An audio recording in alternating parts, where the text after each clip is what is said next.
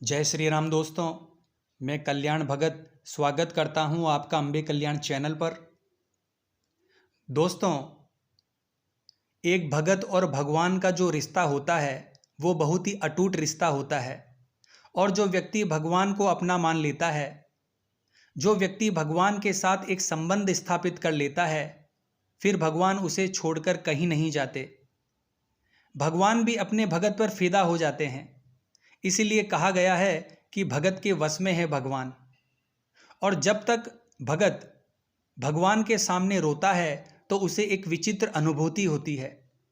दोस्तों, आज की वीडियो में मैं आपको बताऊंगा कि जब कोई भगत भगवान के सामने रोता है तो उसके ऊपर इसका क्या प्रभाव पड़ता है, कैसे उसके जीवन में बदलाव होता है और कैसे उसके जीवन की दिशा बदलती है।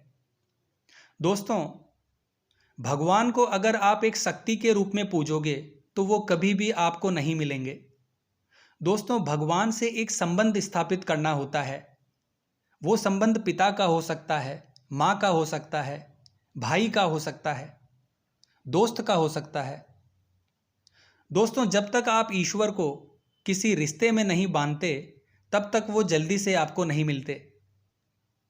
अगर आप शक्ति रूप में पूजोगे तो शक्ति रूप में कभी भी वो आपको प्राप्त नहीं होंगे। अगर आप सोचोगे कि मुझे सिद्धि प्राप्त करनी है तो इस प्रकार से आप उनकी सिद्धि प्राप्त नहीं कर सकते। भगवान सिद्धि से प्राप्त नहीं होते, वो होते हैं आपके प्रेम से।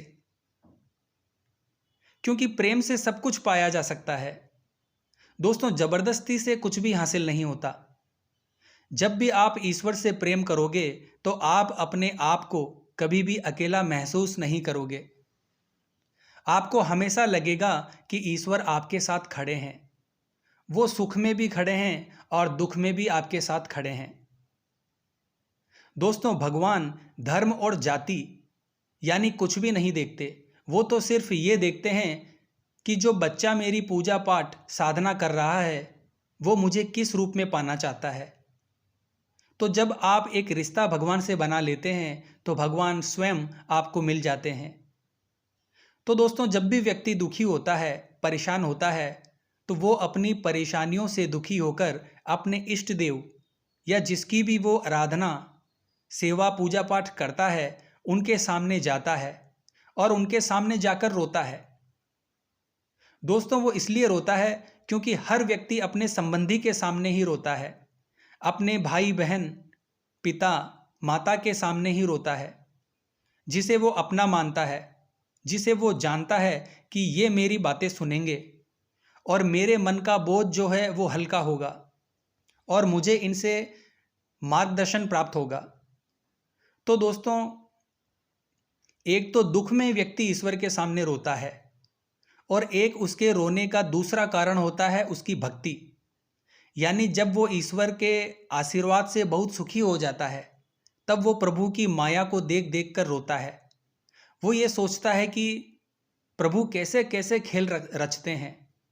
कहाँ मेरे पास जीने के लिए पैसा नहीं था, भोजन नहीं था, पहनने के लिए कपड़े नहीं थे, और आज मेरे पास वो सभी चीज़ें हैं जो व्यक्ति का सपना होता है। तो इन चीज़ों को सोचकर व्यक्ति ईश्वर के सामने रोने लगता है। वो सोचता है कि हे प्रभु, तेरी लीला अपरंपार है। तू राजा को रंक और रंक को राजा बना सकता है। दोस्तों, एक भगत जब भगवान के सामने रोता है तो उसका मन करता है कि वो भगवान को निहारता रहे। उसका मन करता है कि वो हमेशा के लिए उनके चरणों में विलीन हो जाए, उनके चरणों में बैठा रहे। इतनी ललक प्रभु को पाने की उसको लगती है। दोस्तों, आपको एक चीज़ का हमेशा ध्यान रखना है, भक्ति के अंदर बिल्कुल भी दिखावा नहीं करना है। आजकल हर व्यक्ति भक्ति का दिखावा करता है, ढोंग करता है। ये बिल्कुल सही नहीं है। ये ईश्वर को बिल्कुल भी पसंद नहीं है।